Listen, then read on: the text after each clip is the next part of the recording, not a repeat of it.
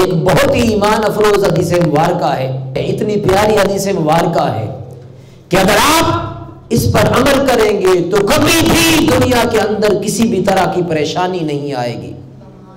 وہ حدیث کیا ہے؟ حضرت سیدنا ابو ہریرہ رضی اللہ تعالیٰ عنہ سے حدیث روایت ہے، اور اس حدیث کو امام ترمذی نے اپنی کتاب الترمذی میں روایت کیا، اسی طرح امام ابن ماجہ نے بھی اس کو درج کیا۔ حضرت ابو ہریرہ رضی اللہ تعالیٰ عنہ فرماتے ہیں کہ رسول کریم صلی اللہ علیہ وآلہ وسلم نے ارشاد فرمایا، ان اللہ تعالی یقول، کہ اللہ پاک فرماتا ہے، گویا حدیث قدسی ہے۔ حدیث قدسی وہ ہوتی ہے جو بات اللہ پاک کی ہو مگر کس کی زبان سے ادا ہو؟ حضور نبی اکرم صلی اللہ علیہ وسلم کی زبان سے۔ تو حضور نبی اکرم صلی اللہ علیہ وسلم فرماتے ہیں کہ اللہ پاک نے فرمایا، کیا فرمایا؟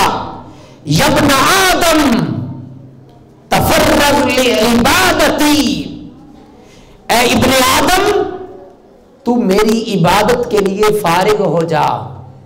کس کام کے لیے فارغ ہو جا؟ میری عبادت کے لیے۔ پھر کیا ہوگا؟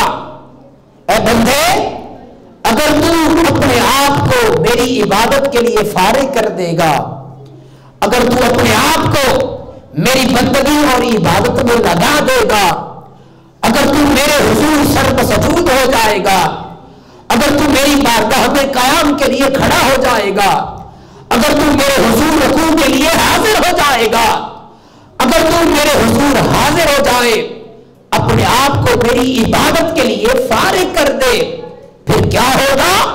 بدلے کے طور پر اللہ پاک فرماتے ہیں املا صدروں کا غنا، اس کا صلہ میں تمہیں کیا دوں گا کہ تیرے دل کو، تیرے سینے کو غنی کر دوں گا، تیرے سینے کو غنی کر دوں گا۔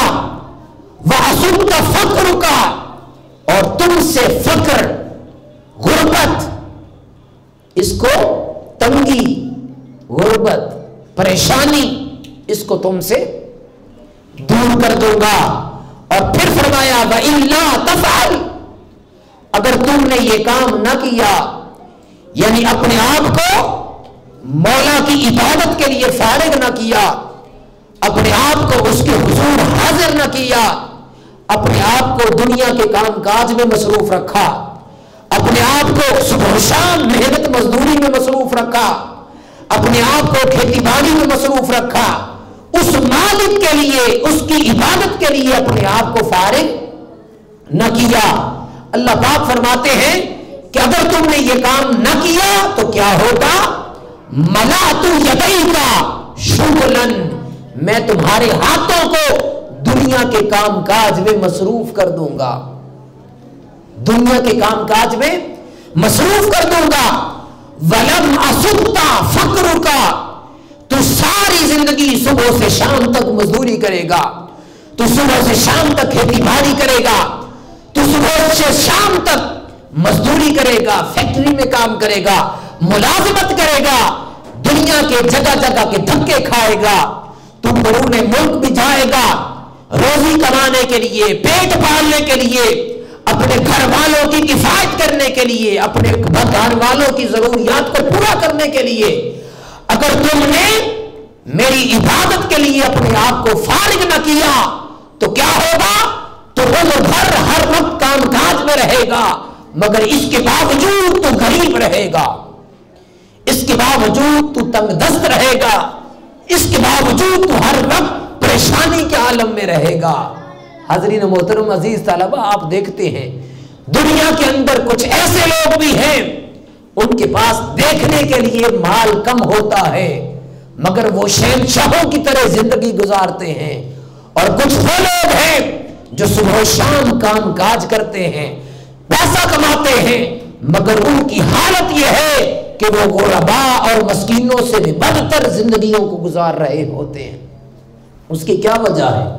اس کی ایک ہی وجہ ہے کہ جو لوگ اپنے آپ کو مولا کی عبادت کے لیے فارغ کر لیتے ہیں، یعنی اپنی جبینوں کو اس مولا کے حضور جھکا دیتے ہیں، وہ مالک بدلے میں کیا دیتا ہے؟